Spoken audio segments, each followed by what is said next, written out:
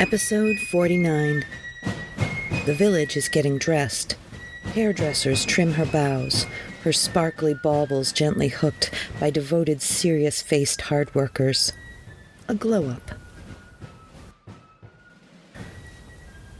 Greetings and welcome in to the Pawtuxet General. I am your host, Jess. This week is super exciting. Not only are we continuing on with our Pie-palooza, but we also have a purple martini and a submitted tiny story. Not to mention a continuing reading of A Christmas Carol by Charles Dickens. But first, we have to thank our Patreon subscribers. These holiday-minded people are the apples, spices, maple syrup, raisins, and crust that makes up the Pawtuxet General, without whom we would merely be minced meat. So thank you. If you would like to be one of these beloved folk, look for us on patreon.com or merely follow the links in the show notes. Let's chat about what's going on around town. This just in. While I was walking through the village the other day, I came across a schedule of events planned in Pawtuxet Park, put out by the Friends of PawtuxetVillage.org. The holiday season opens in our village on Saturday, December 3rd, 2022. From noon till 3, the Pawtuxet Baptist Church will have an arts and crafts event for children and families. Cider, hot chocolate, and snacks. Free, all are welcome. From noon to 5, participating village businesses and eateries will offer special discounts and holiday menus all day. From 2:30 to 4:45, you can visit with Santa and enjoy some hot cocoa at Real Pro by the water, 2202 Broad Street. From 3:30 to 5 p.m., join the Pilgrim High School Alumni Choral as they stroll in and out of businesses singing Christmas carols and then follow them to Pawtuxet Park for a community sing-along. And at 5:30 p.m., the lighting of the village Christmas tree and luminaries in Pawtuxet Park. Children bring a food item to donate to a local pantry and sit with Santa inside the gazebo. For more details, go to www.friendsofpawtuxetvillage.org. I hope that I will see you there, and stay tuned for future holiday season updates soon to come. Mincemeat for pie. This recipe is essential for any Pie-palooza.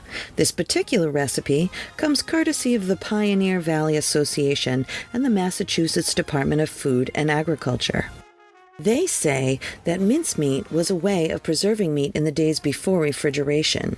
In early New England, the neck of the deer was often used to make mincemeat and a liberal flavoring of brandy added.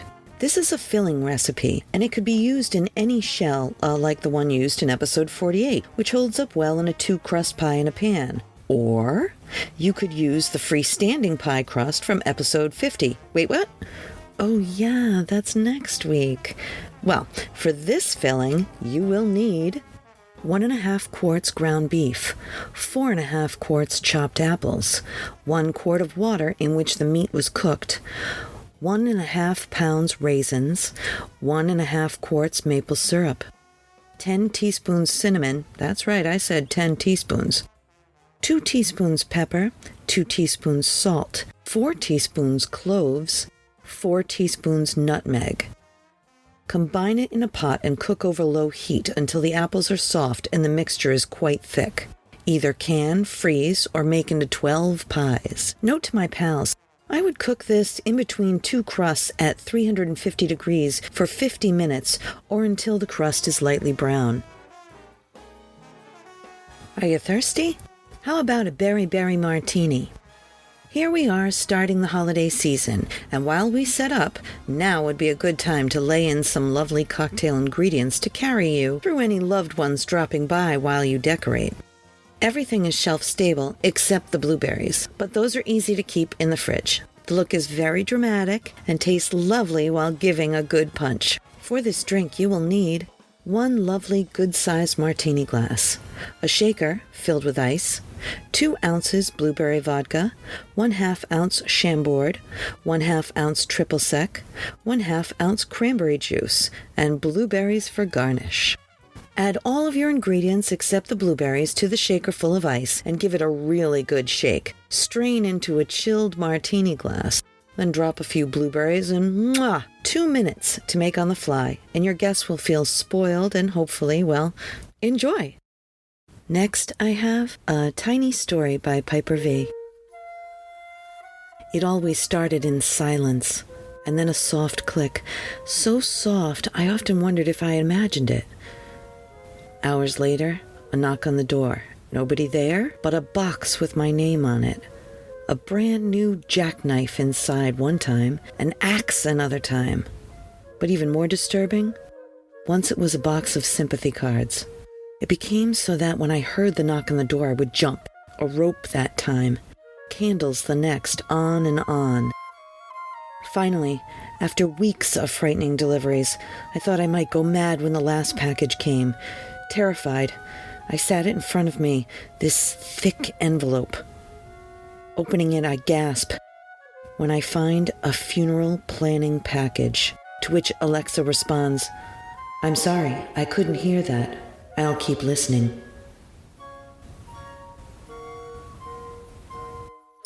I want to tell you about my friend Mike and his electromagnetic pinball museum and restoration arcade. It's an all-inclusive place to relax and share anything related to modern pinball, EM pinball, and arcade games. A group of pinball and arcade fans with an addiction to games of all kinds and Lego too.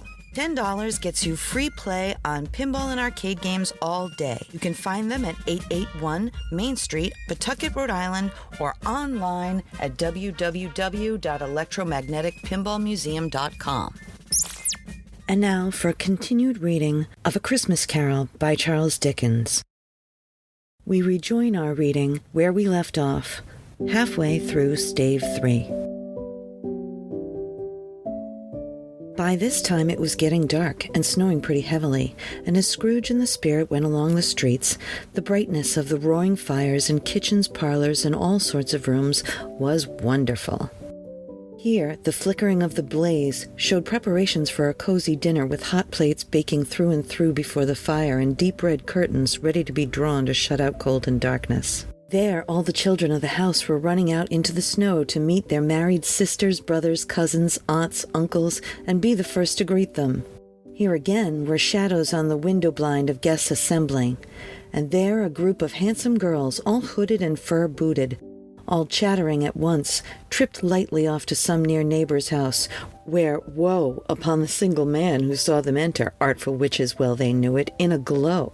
But if you had judged from the numbers of people on their way to friendly gatherings, you might have thought that no one was at home to give them a welcome when they got there, instead of every house expecting company and piling up its fires half chimney high. Blessings on it, how the ghost exalted, how it bared the breath of its breast, and opened its capricious palm, and floated on, outpouring with a generous hand its bright and harmless mirth on everything within its reach. The very lamplighter who ran on before, dotting the dusky streets with specks of light, and who was dressed to spend the evening somewhere, though little kenned the lamplighter that he had any company but Christmas.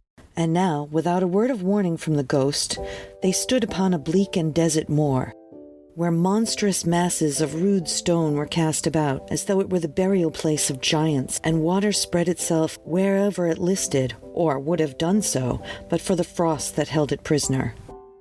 And nothing grew but moss and furze and coarse, rank grass. Down in the west the setting sun had left a streak of fiery red, upon which glowed the desolation for an instant, like a sullen eye, a frowning lower yet, was lost into the thick gloom of the darkness night. "What place is this?" asked Scrooge. "A place where miners live, who labor in the bowels of the earth," returned the Spirit. "But they know me, see?" A light shone from the window of a hut, and swiftly they advanced towards it. Passing through the wall of mud and stone, they found a cheerful company assembled around a glowing fire. An old man and woman, with their children and their children's children, and another generation beyond that, all decked out gaily in their holiday attire. The old man, in a voice that seldom rose above the howling of the wind upon the barren waste, was singing them a Christmas song. It had been a very old song when he was a boy, and from time to time they all joined in the chorus. So surely as they raised their voices, the old man got quite blithe and loud, and so surely as they stopped, his vigor sank again. The spirit did not tarry here, but bade Scrooge hold his robe, and passing on above the moor, sped whither? Not to see. To see. To Scrooge's horror, looking back, he saw the last of the land, a frightful range of rocks behind them, and his ears were deafened by the thundering of water, as it rolled and roared and raged among the dreadful caverns it had worn, and fiercely tried to undermine the earth. Built upon a dismal reef of sunken rocks, some league or so from shore, on which the waters chafed and dashed, the wild year through, there stood a solitary lighthouse. Great heaps of seaweed clung to its base, and storm birds, born of the wind one might suppose, as seaweed of the water, rose and fell about it like the waves they skimmed.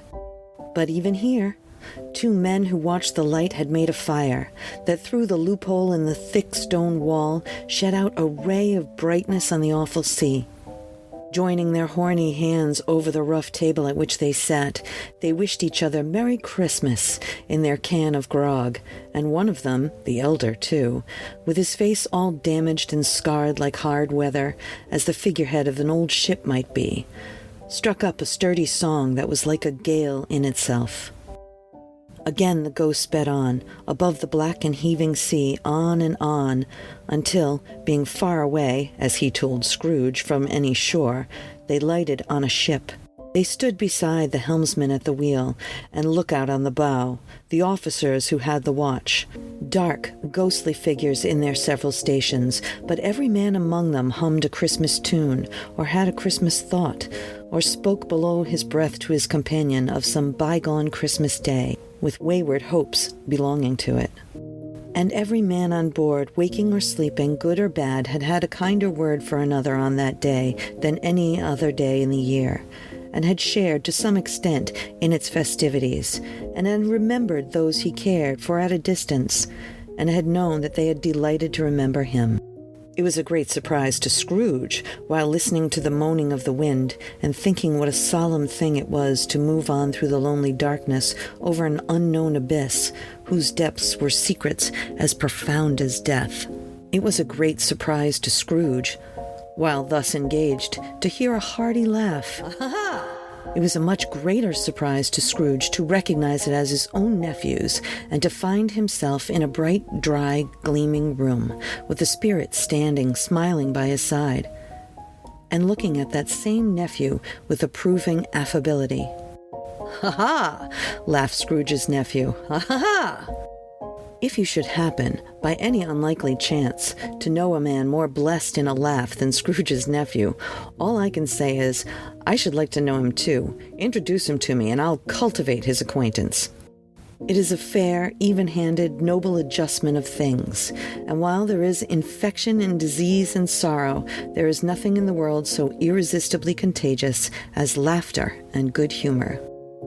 When Scrooge's nephew laughed in this way, holding his sides, rolling his head, and twisting his face into the most extravagant contortions, Scrooge's niece, by marriage, laughed as heartily as he, and their assembled friends, being not a bit behind-handed, roared out lustily, "Ha ha ha!"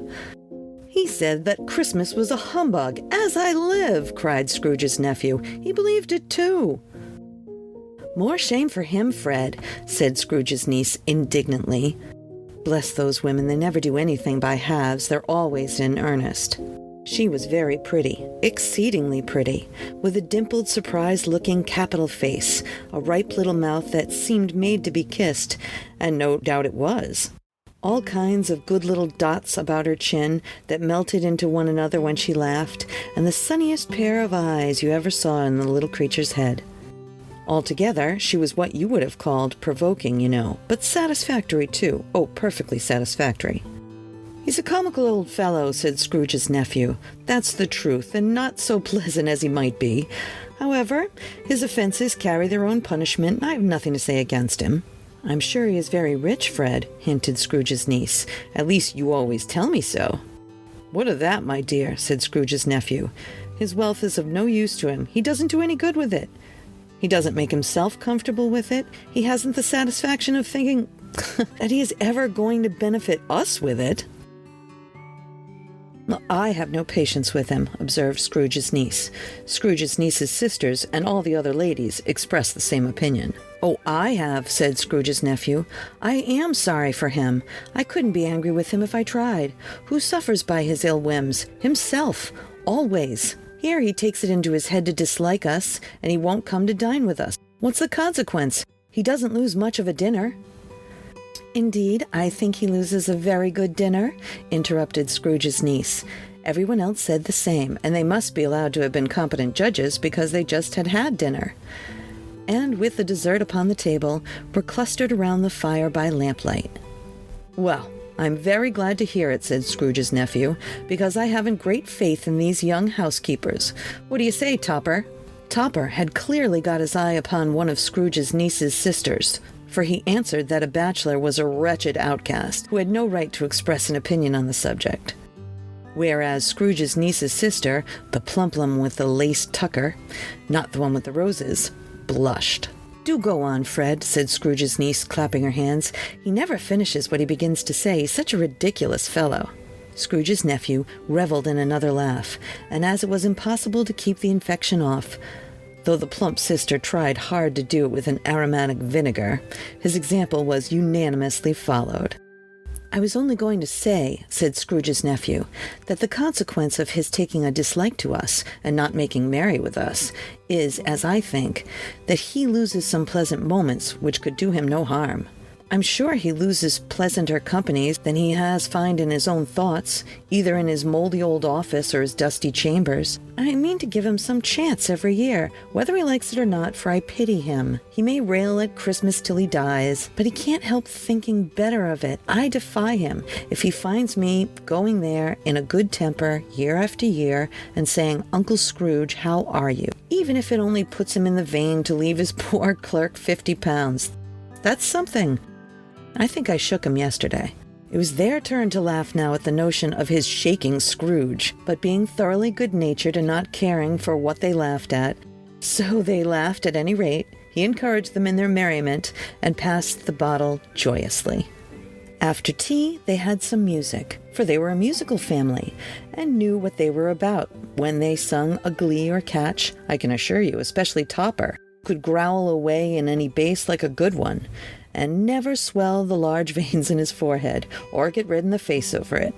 Scrooge's niece played well upon the harp, and played among other tunes a simple little air, a mere nothing, you might learn to whistle it in 2 minutes, which had been familiar to the child who fetched Scrooge from the boarding school, as he had been reminded by the ghost of Christmas past. When this strain of music sounded, all the things the ghost had shown him came upon his mind. He softened more and more, and thought, if he could have listened to it often years ago, he might have cultivated the kindness of life for his own happiness with his own hands, without resorting to the sexton's spade that buried Jacob Marley.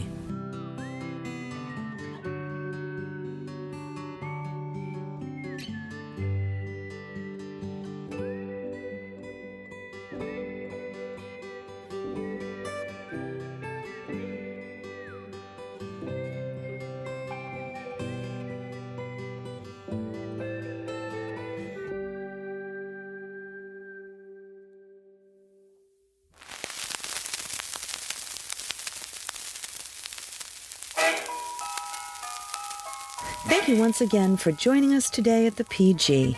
If you would like to find out more about our pop-up general store, have a question, or dare I say ghost story, please contact us. Our email is jess@pawtuxetgeneral.com. We can't wait to hear from you. But until then, I'll meet you right back here next time at the Pawtuxet General. A Something for Posterity production, pre-recorded in Pawtuxet.